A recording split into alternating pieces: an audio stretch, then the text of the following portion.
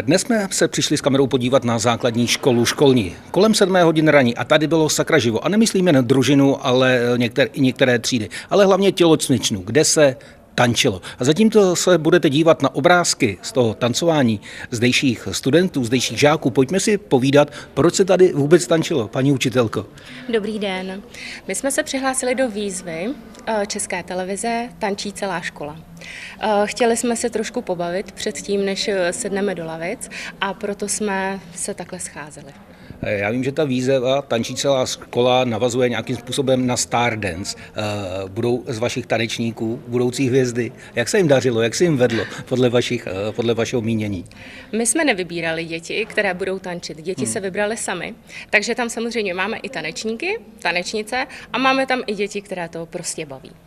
Ta soutěž je určena několika věkovým kategoriím, která se týkala právě vaší školy. V soutěži vlastně mohou soutěžit první stupeň, druhý stupeň a střední školy, ale my jsme se namixovali, takže my jsme tančili od 1. do 8. třídy. Kolikrát týdně, měsíčně jste se scházeli? Scházeli jsme se každý čtvrtek ráno a sešli jsme se tak 6krát. Kolik vás tančilo? Já vím, že v pravidlech snad je, že minimum jsou 3 na tým, a vás bylo ale mnohem víc. Nás bylo dost, nás bylo kolem 40 až 50, podle toho, kdo jak přišel. A kdo vlastně přišel s nápadem začít nebo zapojit se do této soutěže? Tak přišla jsem s tím já. Pravidelně sledujete. Dívala jsem se na televizi a tam prostě to byla výzva nejenom pro mě, ale i pro naši školu. Já vím, že tancujete na jeden song, jednu písničku, která je zhruba 2 minuty dlouhá. Nemohli jste si vybrat třeba něco jiného? Ne, ta píseň byla předepsaná pro všechny účastníky, takže nesmí to být ani kratší, ani delší, prostě přesně ty 2,5 minutky. Neleslo vám to už, jak se říká, ušima? Poslouchat to tolikrát po sobě? Ani ne, my jsme se u toho docela bavili. Co choreografie, kdo ji vymýšlí, nebo jak musela vypadat? A měla také nějaké podmínky? Podmínky byly.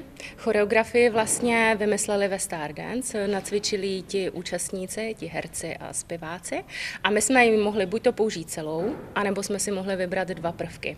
Ale jelikož nejsme profi tanečníci, tak jsme si ji vybrali celou. Dětem jste pomáhala pouze vy, nebo i kolektiv dalších učitelů, které tancování anebo pohyb všeobecně baví? Musím říct, že kromě dětí se zúčastnilo opravdu hodně učitelů a učitelek.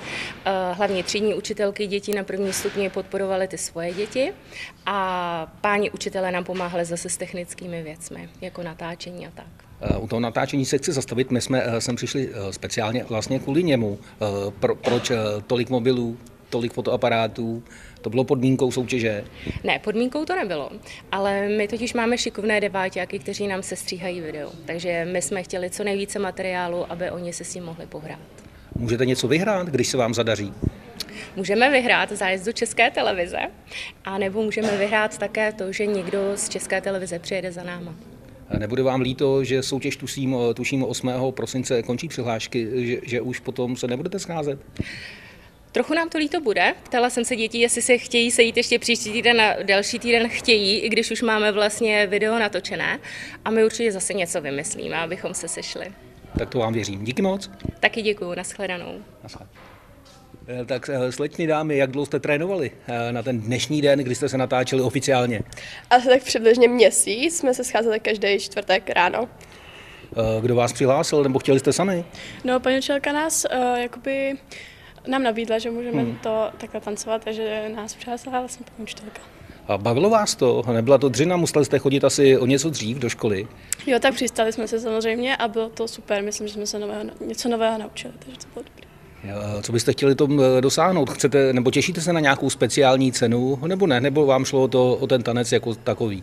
Tak my jsme se chtěli hlavně zabavit, ale jako kdybychom třeba i něco vyhráli, tak by to taky bylo dobrý, ale byla to zábava. Tuhle akci pořádá Česká televize v rámci svého pořadu Stardance. Sledujete vůbec tento program, tento pořad, nebo ne? Nebo jste o něm slyšeli před měsícem poprvé? No, jako slyšela jsem o něm, ale nekoukám na to. A ty? Já taky na to nekoukám. A nezačneš ani teď, když tam vlastně budete posílat, nebo můžete se zúčastnit možná i natáčení, projít si Českou televizi? Asi ne. Taky ne? Asi ani ne. Ale u tancování zůstanete, bavilo vás to? No, my tancujeme, ale ne tohle, ale street dance, takže jako u tancování určitě zůstaneme. Ty taky? Nebo tancujete spolu? Chodíte spolu Jo, na tancujeme. akce? Jo. Tak ať se vám daří, díky moc. Děkujeme moc. Ahoj. Máme tady další tanečnice. Holky, jak se vám to líbilo? Líbilo se mi to, bylo to zábavný. A přihlásili jste se sami, chtěli jste, nebo vám to dal někdo příkazem? No, tak trošku. Jo, kdo? Mamka. Mamka ti to dala příkazem, aby si tancovala. Dobrá, v rámci pořadu České televize Stardance, jako vůbec to vaše tancování vzniklo tady na škole. Sledujete Stardance? Víte, o co jde, nebo ne? Jo, sleduju. Jo, jak často? S mámou, s tátou, s babičkou, s dědou? No, jak kdy, protože někdy spím u babičky, tak někdy s babičkou a někdy jako s mamkou, s taťkou. A bylo to hodně náročné trénovat na to dnešní vystoupení, které jste si natáčeli? Nebylo. Ne. Kolikrát jste se scházeli týdně nebo měsíčně? Kolik jste měli tréninků? 3, 4 nebo kolik jich bylo? Já nevím.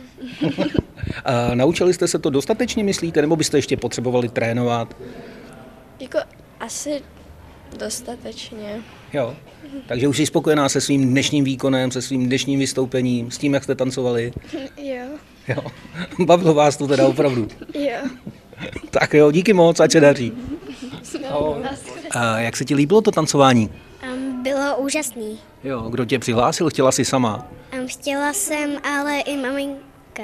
Jo. A s kým jsi tancovala? S kamarádem, s kamarádkou nebo sama? S kamarádkou. Jo. A jak se ti líbila ta písnička? Byla úžasná. Jo. A co kamarádi a kamarádky, co tancovali vedle tebe, nekazili ti to? Ne. Ne, byli všichni super. A co paní učitelka, pan učitel? Pomáhali vám, radili? Ano. Tak a se ti daří, dík. Čau.